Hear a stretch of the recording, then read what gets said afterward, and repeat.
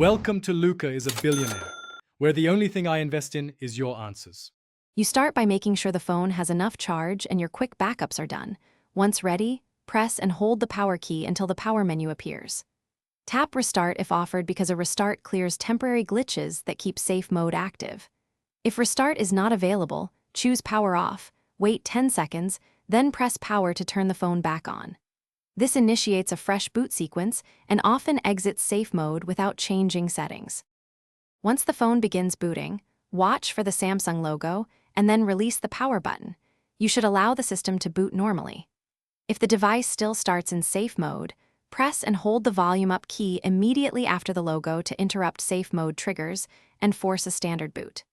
Make sure to watch the lower left corner of the screen for the safe mode label.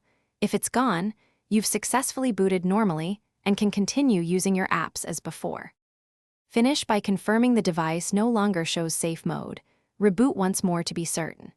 If safe mode returns, you likely have a third-party app causing the problem. Uninstall any recently added or suspect apps and reboot after each removal to test. You can also run Settings Device Maintenance, or Device Care, to scan for app conflicts and optimize performance. If nothing clears it, perform a factory reset as a last resort, but back up your data. Thanks for watching and please subscribe. It's the best investment you'll ever make.